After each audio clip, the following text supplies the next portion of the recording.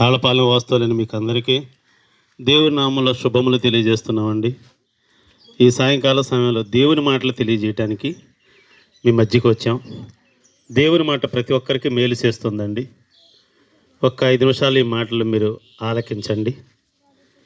సృష్టికర్త అయిన దేవుడు ఈ లోకానికి వచ్చి ఈ మాటలు తెలియజేస్తున్నాడండి. మనుషులైన మనల్ని ఆయన ప్రేమించాడు. ఆయన అంటున్నాడు, ప్రయాసపడి భారం మోసుకొనున్న సమస్త జనులారా నా యొద్దకు రండి, నేను మీకు విశ్రాంతినిస్తానని ఆయన తెలియజేస్తున్నాడండి.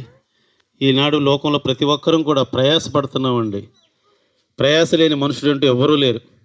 ఎవరిని అడగండి, ఉన్నవారైనా లేనివారైనా పెద్దవారైనా పిల్లలైనా ప్రతి ఒక్కరూ ఈనాడు ప్రయాస, ఈ ఉరుకులు పరుగుల జీవితంలో ఏ ఒక్కరికి కూడా మరి ఖాళీ లేదు, అలా అని సంతోషం లేదండి. పరిస్థితులు ఆ విధంగా ఉన్నాయి.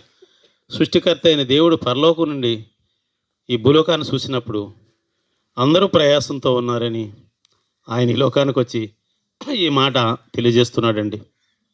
మీరు నా యొద్దకు వస్తే నేను మీకు విశ్రాంతినిస్తానంటున్నాడండి. ఆయన ఆహ్వానిస్తున్నాడు అందరినీ. సృష్టికర్త అయిన దేవుడు ఈ భూలోకానికి వచ్చి మనుషులందరినీ ఆహ్వానిస్తున్నాడు. ఆయన సర్వాధికారి అండి, ఆయన సర్వశక్తిమంతుడు. అలాంటి ఆయన మనుషులైన మన మీద ప్రేమ చూపిస్తున్నాడండి. ఆయన పిలిచినప్పుడు ఆయన దగ్గరికి వెళ్ళి ప్రతి ఒక్కరికి కూడా ఆయన నెమ్మదినిచ్చాడండి. ప్రతి ఒక్కరి ప్రయాసం నుంచి విడిపించాడు. అయితే ఈ కడవరి దినాల్లో మరి ఇక్కడున్న మేమందరము కూడా ఒక రోజున ఆయన ఆహ్వానాన్ని అందుకుని ఆయన దగ్గరికి వెళ్ళామండి. ఎన్నో ప్రయాసాలతో వెళ్ళాం. ఆ ప్రయాసం విడిపించాడు. ఈ లోకంలో ఎన్నో ప్రయాసాలు ఉన్నాయండి మనుషుడికి. శరీర బలహీనత అదొక ప్రయాస. కొంతమందికి ఆస్తి ఎంతో ఉంటుంది కానీ ఆరోగ్యం ఉండదు.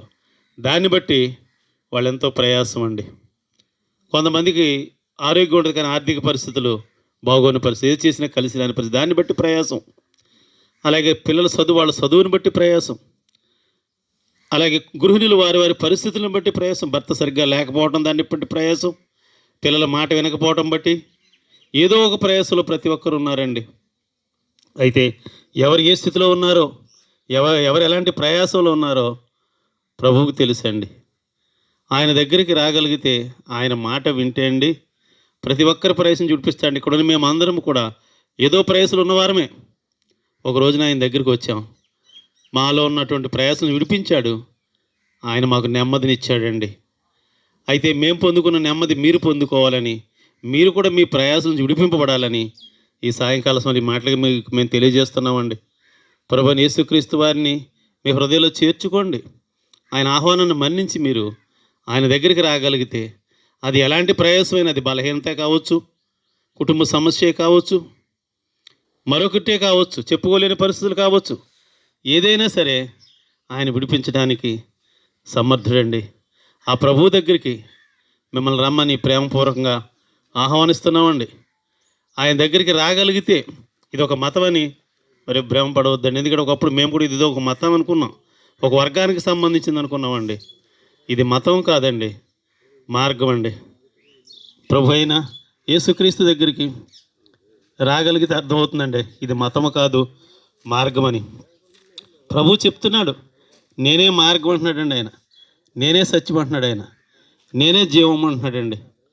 నా దగ్గరికి మీరు రాగలిగితే మీకు నేను ఈ లోకంలో ఉండగానే సహాయం చేస్తాను. ఈ లోకం విడిచిన తర్వాత ఆ పరలోక రాజ్యానికి, స్వర్గలోకానికి తీసుకెళ్తానంటున్నాడండి. ఆయన మతాన్ని స్థాపించడం రాలేదు.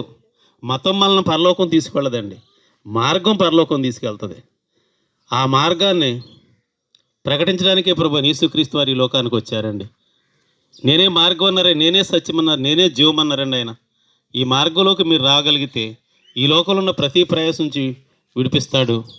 అంతేకాదు ఆ పరలోక రాజ్యానికి వారసులుగా చేస్తాడు. ప్రభువైన యేసుక్రీస్తునందు విశ్వాసం ఉంచండి, మీరు మీ కుటుంబాలు కూడా ప్రతి ప్రయాసం నుంచి విడిపింపబడతారండి. అన్నిటికంటే భయంకరమైన ప్రయాసం పాపం అండి. ప్రతి ఒక్కరిలో పాపం ఉందని దేవుడు తెలియజేస్తున్నాడు. ఆ పాపం నుంచి విడిపించడానికే సృష్టికర్త అయిన దేవుడు మానవ రూపంతో ఈ లోకానికి వచ్చాడండి. ఆయన యందు విశ్వాసం ఉంచగలిగితే ప్రతి పాపం నుంచి విడిపించి, ప్రతి శాపం నుంచి విడిపించి నిత్యరాజ్యానికి వారసుడుగా చేస్తాడండి. అట్టి కృప ప్రభు మీకు అందరికీ దయచేయునుగాక. గోపిరామ.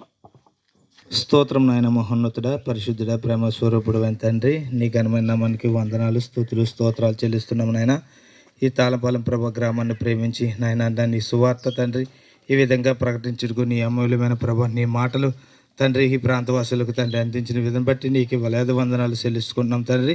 అవును ప్రభ, ప్రయాసపడి సమస్త జనులారా నా ఎత్తుకు రండి, నేను మీకు విశ్రాంతినిస్తున్నాను. అవును ప్రభా తండ్రి నాయన, అటువంటి విశ్రాంతి తండ్రి మేము పొందుకోవాలంటే ప్రభా తండ్రి నాయన ఏ ప్రయాస ప్రయత్నప్పటికీ ప్రభా తండ్రి మేము పొందుకోలేము, కానీ నీ ఎద్దు ప్రయాస వ్యర్థము కాదని ప్రభా నీ లేఖనాలు సెలవిస్తుండగా అవును ప్రభా నీ ఎందు ప్రయాసపడేవారుగా నాయన తండ్రి నాయన ఈ జీవిత కాలంలో నిన్ను తెలుసుకొని నిన్ను అంగీకరించి నీ మార్గంలో నడిచినప్పుడు తండ్రి మాకు ప్రాణాలకు విశ్రాంతి దొరుకుతుందని నువ్వు సెలవిచ్చిన. అవును ప్రభా, నేను సాత్వికుడును దీన మనసు గలవాడును తండ్రి, నేను మీ కాడి ప్రభా నాయన నా మీద వేసుకొని నా దగ్గర నేర్చుకోనండి, అప్పుడు తండ్రి ప్రభా మీ ప్రాణములకు విశ్రాంతి దొరుకుతుంది నీ లేఖనాలు సెలవిస్తుండగా తండ్రి.